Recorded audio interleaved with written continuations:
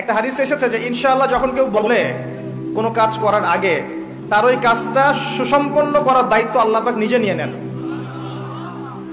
একটা হাদিস শোনাই, সুলাইমান আলাইহিস সালাম তার 100 জন স্ত্রী ছিল। কতজন? এখন পশ্চিমারা আমাদেরকে শেখায় যে বহু বিবাহ ভালো না, ইসলামে 4টা বিয়ের কথা বলা আছে, ইসলাম কত অমানবিক ধর্ম, এগুলো শেখায় না? শেখায়। সুলাইমান আলাইহিস সালাম কাদের নবী? বনু ইসরাইলের নবী, যিনি এই জেরুজালেম থেকে সারা বিশ্ব শাসন করেছিলেন। তার পিতা দাউদ আলাইহিস সালামও সারা বিশ্ব শাসন করেছেন এই জেরুজালেম থেকেই। পরবর্তীতে তিনি দাউদের পুত্র সুলাইমান আলাইহিস সালাম, তিনি আরো বেশি ক্ষমতা নিয়ে বিশ্ব শাসন করেছেন। জিনরাও তার অনুগত ছিল। তিনি পশু পাখির ভাষা বুঝতেন, এমনকি পিঁপড়ার ভাষা পর্যন্ত বুঝতেন। সুবহানাল্লাহ। বাতাসে ফ্লাই করতে পারতেন। জানেন না আপনারা? সুলাইমান আলাইহিস সালামের 100 জন স্ত্রী, তিনি বলছেন আজকে আমি আমার সব স্ত্রীর কাছে যাব এবং প্রত্যেকের গর্ভ থেকে একটা করে সন্তান আসবে এবং এই সন্তানরা আল্লাহর পথের মুজাহিদ হবে। তিনি একটা কথা বলতে ভুলে গেলেন। কি? নবী সাল্লাল্লাহু আলাইহি ওয়াসাল্লাম বলছেন যে কোন স্ত্রী সন্তান জন্ম দেয়নি, একজন স্ত্রীর গর্ভে একটা সন্তান এসেছিল, সেটা আপনার প্রিম্যাচিউর, যেটাকে আমরা বলি প্রিম্যাচিউর বেবি, মানে হ্যাঁ বিকলাঙ্গ না শব্দটা, আসলে মানে ম্যাচিউর না, আমাদের মতো সুস্থ না, সুস্থ সবল না, এবং সেও পরবর্তীতে বাঁচেনি আর কি। তো নবী সাল্লাল্লাহু আলাইহি ওয়াসাল্লাম বলছেন ওই দিন যদি সুলাইমান আলাইহিস সালাম ইনশাআল্লাহ বলতেন তাহলে তার কথাই সত্য হতো।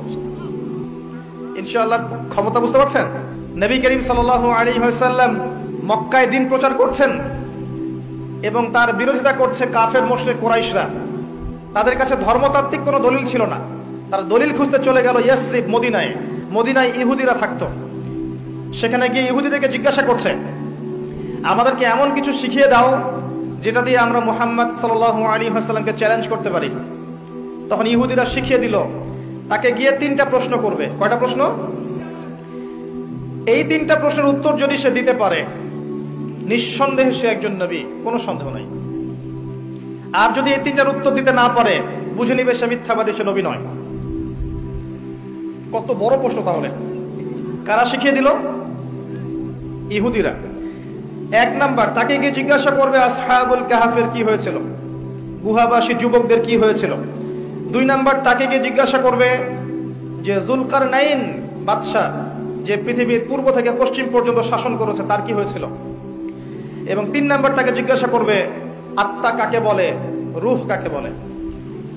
যদি উত্তর দিতে পারে সে নিঃসন্দেহে নবী, যদি না পারে বুঝে নিবে সে নবী নয়। তারা চলে আসলো। নবী সাল্লাল্লাহু আলাইহি ওয়াসাল্লাম কাবা ঘরের সামনে ছিলেন। তাকে জিজ্ঞাসা করলো, হে মুহাম্মদ সাল্লাল্লাহু আলাইহি ওয়াসাল্লাম, বলো তুমি যদি নবী হয়ে থাকো তাহলে বলো এই 3টার উত্তর কি। নবী করিম সাল্লাল্লাহু আলাইহি ওয়াসাল্লাম বললেন, আগামীকাল এসো তোমাদেরকে বলে দিব। আগামীকাল এসো তোমাদেরকে বলে দিব। তিনি একটা শব্দ বলতে ভুলে গিয়েছিলেন। কি সেটা? ইনশাআল্লাহ। আল্লাহ পাক নবীদের ছোট ছোট ভুল ধরতেন। যে যত বড় মুমিন হবে তার ভুল তত বেশি দেখা হয়, তাই না? দেখবেন একজন মানুষ দিনের জন্য কিছুই করেনি সারা জীবন, তার পিছনে মানুষ ব্যস্ত হবে না। যে তার পুরো জীবন যৌবন দিনের জন্য ঢেলে দিচ্ছে, তার পিছনে মানুষ লেগে থাকবে। এমন না ব্যাপারটা? নামাজ পড়ে না, তাকে দেখবেন তাকে নিয়ে খুব একটা মাথা ব্যথা নাই। যে 5 ওয়াক্ত নামাজ পড়ে, নামাজ একটু ভুল হচ্ছে, ওকে নিয়ে মাথা ব্যথা। আমাদের সাইকোলজি এরকম। তো নবী সাল্লাল্লাহু আলাইহি ওয়াসাল্লামের এই ভুলে যাওয়াটাকে আল্লাহ পাক সংশোধন করার জন্য এবং আমাদেরকে শিক্ষা দেওয়ার জন্য আল্লাহ পাক এটাকে ধরলেন এবং কিছু সময় ওহী বন্ধ হয়ে গেল, অল্প সময়। এদিকে মক্কার কুরাইশরা তো উৎফুল্ল, সে তো বলেছিল আগামীকাল উত্তর দিবে, এখন উত্তর দিতে পারছে না।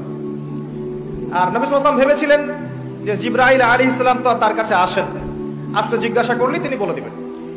আল্লাহ পাক সূরা কাহফের 23 এবং 24 নম্বর আয়াত নাজিল করলেন কয়েকদিন পর।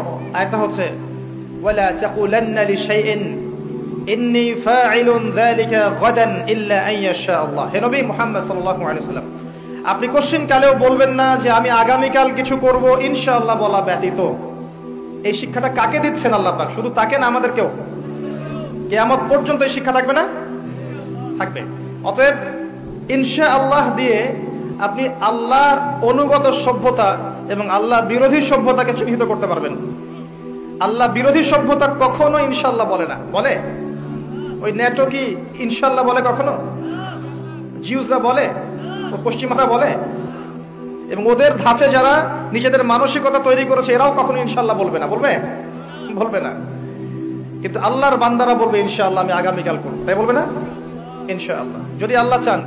যাই হোক, আল্লাহ পাক এই আয়াত নাজিল করার পরে নবী সাল্লাল্লাহু আলাইহি ওয়াসাল্লামকে এই 3টা প্রশ্নের উত্তর জানিয়ে দিলেন। আসহাবুল কাহফের কি হয়েছিল আপনি এই সূরার প্রথম দিকে পাবেন, প্রথম 2 পৃষ্ঠার মধ্যেই পাবেন। যুলকারনাইন বাদশার কি হয়েছে এটা এই সূরার শেষের দিকে গিয়ে পাবেন। 3 নাম্বার রূহ কাকে বলে এটা আপনি এই সূরায় পাবেন না। এটা কোথায় আছে? শুকরান, সূরা বনী ইসরাঈলে আছে। এখানে একটা মেসেজ আছে, 2টার উত্তর একখানে আর একটা অন্য জায়গায় কেন?